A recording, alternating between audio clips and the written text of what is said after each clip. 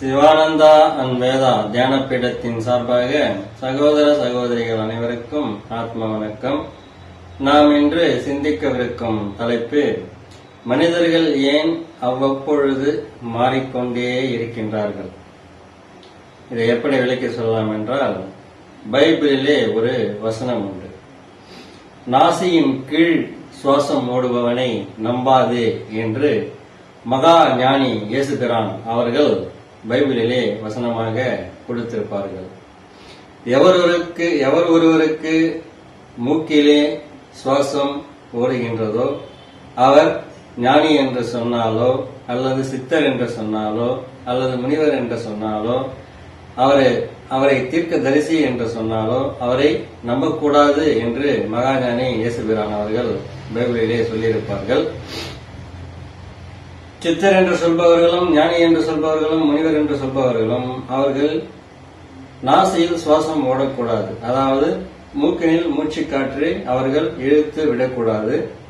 மூச்சுக்காற்று அவர்களுக்கு உள் சுவாசமாக ஓட வேண்டும்.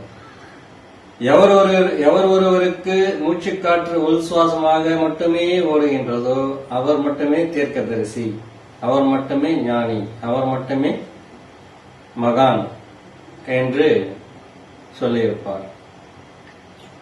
அப்படி மூக்கினில் மூச்சு ஓடுகிறது என்றால் அவரும் மற்ற மனிதர்கள் போல ஒரு நபரே.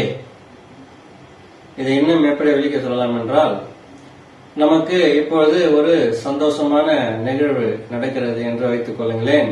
அப்பொழுது நம் மூச்சுக்காற்றின் அளவு முறை ஒரு மாதிரியாகவும், ஒரு துக்கமான நிகழ்வு நடக்கும் பொழுது அப்பொழுது நமது மூச்சுக்காற்றின் அளவு வேறு மாதிரியாகவும், ஒரு கோபமான செயல் நடக்கிறது, நாம் கோபப்படுகிறோம் என்று வைத்துக் கொள்ளுங்களேன், அப்போது நமது மூச்சுக்காற்றின் அளவு முறை மாறுபடும். மூச்சுக்காற்று அளவு முறை என்று சொன்னால் நாம் மூச்சுக்காற்றை உள்ளே இழுத்து வெளியே விடும் அளவு முறை.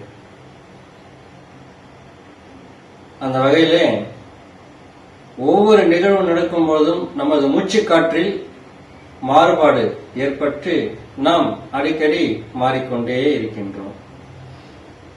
அந்த மனிதர்களின் மாற்றத்திற்கு காரணம் மூச்சுக்காற்றே என்று கூறி இந்த சிந்தனையை இதோடு நிறைவு செய்து கொள்கின்றோம். மீண்டும் அடுத்த பதிவில் சந்திப்போம். நன்றி. ஆத்ம வணக்கம்.